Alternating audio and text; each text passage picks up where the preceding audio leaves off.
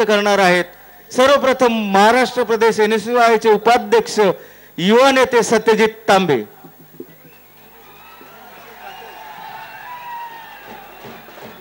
आजच्या या कृतज्ञता सोहळ्याचे सत्कार मूर्ती आणि महाराष्ट्र राज्याचे लाडके मुख्यमंत्री मान्य नामदार विलासरावजी देशमुख साहेब, प्रदेशाध्यक्ष मान्य माणिकभाऊ ठाकरे साहेब, मान्य नामदार हर्षवर्धन पाटील साहेब, मान्य नामदार बाळासाहेबजी थोरात, या ठिकाणी उपस्थित आपल्या जिल्ह्याचे नेते आमदार यशवंतरावजी गडाख साहेब, पिचड साहेब आणि उपस्थित सर्वच हांडोरे साहेब, काळे साहेब, शंकररावजी काळे साहेब, बापू नागवडे, या ठिकाणी आपल्या जिल्हा काँग्रेसचे अध्यक्ष विनायकराव देशमुख आणि उपस्थित सर्व जिल्हा आघाड्यांचे अध्यक्ष, पदाधिकारी, जिल्हा परिषद सदस्य, नगरसेवक, नगरसेविका, सर्व उपस्थित पदाधिकारी आणि बंधू भगिनींनो, या ठिकाणी सर्वप्रथम मी या मान्य नामदार विलासरावजी देशमुख साहेबांच्या नेतृत्वाखालील आघाडी सरकारचे अभिनंदन करू इच्छितो की 4 वर्षाचा यशस्वी कालखंड, अनेक चढउतारांचा, राजकीय आणि नैसर्गिक संकटांचा हा 4 वर्षाचा कालखंड त्यांनी अतिशय यशस्वीपणाने पार पाडला. त्याबद्दल मी त्यांचे व त्यांच्या सर्व मंत्री महोदयांचे या ठिकाणी अभिनंदन करू इच्छितो.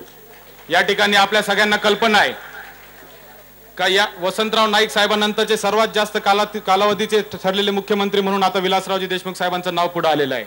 त्याबद्दल देखील आपण सर्वांनी त्यांचं अभिनंदन केलं पाहिजे. या ठिकाणी 1999 साली ज्यावेळेस काँग्रेस पक्ष आणि राष्ट्रवादी काँग्रेस पक्ष आघाडीची सत्ता या ठिकाणी महाराष्ट्रामध्ये आली, आपल्या सगळ्यांना माहिती आहे का अधोगतीकडे चाललेला हा महाराष्ट्र, 1 लाख कोटीपेक्षा जास्त कर्ज झालेला हा महाराष्ट्र आज 2009 साली आज देशामध्ये 1 नंबरचा महाराष्ट्र निर्माण करण्याचं श्रेय पूर्णपणे मान्य नामदार विलासरावजी देशमुख साहेबांना मिळतंय. आज या 4 वर्षामध्ये 1,34,000 कोटीपेक्षा जास्त कोटीची गुंतवणूक या ठिकाणी महाराष्ट्रात झाली. 46 लाख पेक्षा जास्त शेतकऱ्यांचे कर्जमाफी, रुपये 8,000 कोटीपेक्षा जास्त शेतकऱ्यांचे कर्जमाफी या ठिकाणी केंद्र शासनाने आपल्याला दिलेली आहे.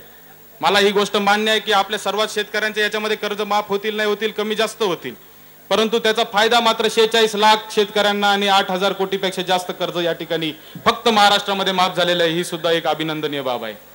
आपल्या सगळ्यांना कल्पना आहे की एक युवक कार्यकर्ता म्हणून खऱ्या अर्थाने मी नामदार विलासरावजी देशमुख साहेबांचं या ठिकाणी हांडोरे साहेबांचं अभिनंदन करू इच्छितो की त्यांनी अनुसूचित जाती जमातीच्या विद्यार्थ्यांना 100% अनुदानावर इंजिनिअरिंग असेल, फार्मसी असेल, MBA MCA सारख्या उच्च शिक्षणासाठी 100% अनुदानावर शिक्षण उपलब्ध करून दिलं, जेणेकरून अनुसूचित जाती जमातीच्या आमच्या विद्यार्थ्यांना आता येणाऱ्या काळामध्ये मोठ्या प्रमाणावर उच्च शिक्षणाची संधी उपलब्ध होणार आहे. ही सुद्धा मला वाटतं आघाडी सरकारचं एक यशच आहे.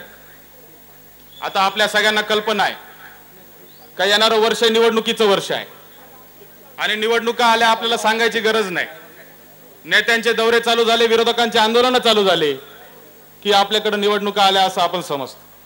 आणि म्हणूनच निवडणुका आल्यानंतर सर्व राजकीय पक्ष कोणता ना कोणता मुद्दा शोधत असतात. कोणी भाषेचा मुद्दा शोधतं, कोणी मंदिराचा मुद्दा शोधतं, कोणी जातीचा मुद्दा शोधतं. परंतु या सर्व मुद्द्यांवर एक आव्हान म्हणून काँग्रेस पक्षाच्या युवक कार्यकर्त्यांवर एक आव्हान आहे. आपल्याला या सगळ्या जातीय शक्ती असतील, भाषेच्या जीवावर राजकारण करणारे पक्ष असतील, या सगळ्या पक्षांना आपल्याला मुकाबला द्यायचा. आणि मला खंबीरपणे या ठिकाणी आशा आहे की काँग्रेस पक्षाचे युवक काँग्रेसचे कार्यकर्ते, NSY चे कार्यकर्ते याच्यामध्ये 100% यशस्वी राहतील. या ठिकाणी कोणीही आमच्या भावनिक आव्हानाला आमचे कार्यकर्ते बळी पडणार नाही. जरी या ठिकाणी चित्र निर्माण झालं असेल महाराष्ट्रामध्ये का तरुण वर्ग मोठ्या प्रमाणावर काही पक्षांकडे आकर्षित होतो आणि मराठी करणाऱ्या काही पक्षांकडे ज्या पद्धतीने तरुण वर्ग आकर्षित होतो त्या तरुण वर्गाने काही गोष्टींचं समजून घेणं गरजेचं आहे.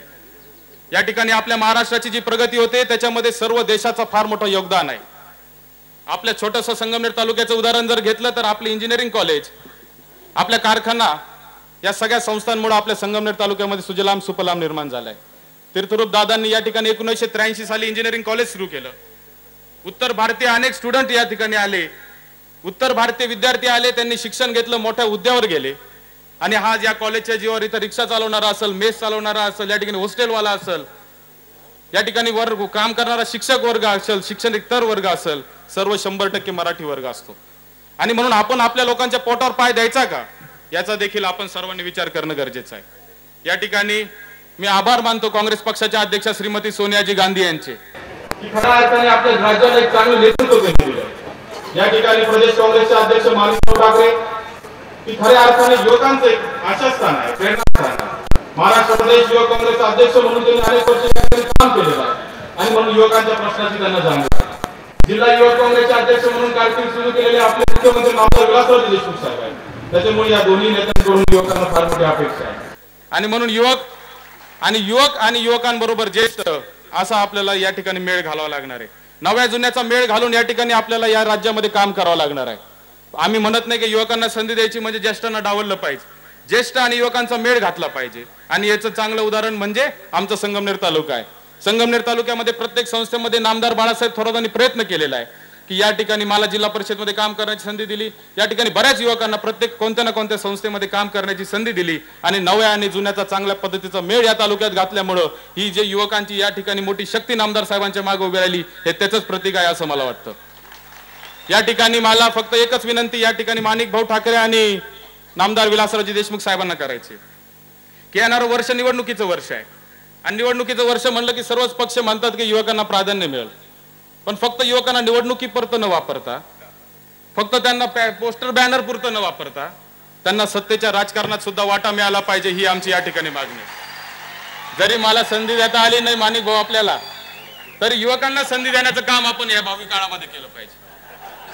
आणि म्हणून माझी या ठिकाणी खंबीरपणे मागणी, माझ्यासाठी नाही तर माझ्या युवकांसाठी या ठिकाणी सगळ्यांना एकत्र करून जास्तीत जास्त संधी देण्याचं काम आपल्याला येणाऱ्या काळामध्ये करावं लागणार आहे.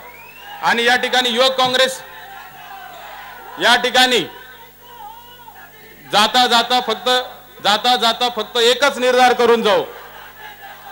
जाता जाता फक्त एकच निर्धार या ठिकाणी मला करायचा आहे. नामदार विलासरावजी देशमुख साहेबांना मला सांगायचं आहे, शब्द द्यायचा आहे का या ठिकाणी साहेब 2009च्या ऑक्टोबरमध्ये विधानसभा असतील, त्याच्या आधी लोकसभा असतील, पण येणाऱ्या निवडणुकीमध्ये 100% आपल्याला तिसऱ्यांदा मुख्यमंत्री पदाची शपथ दिल्याशिवाय आमचा युवक वर्ग शांत बसणार नाही अशी या निमित्ताने ग्वाही देतो आणि माझे 2 शब्द संपत. धन्यवाद.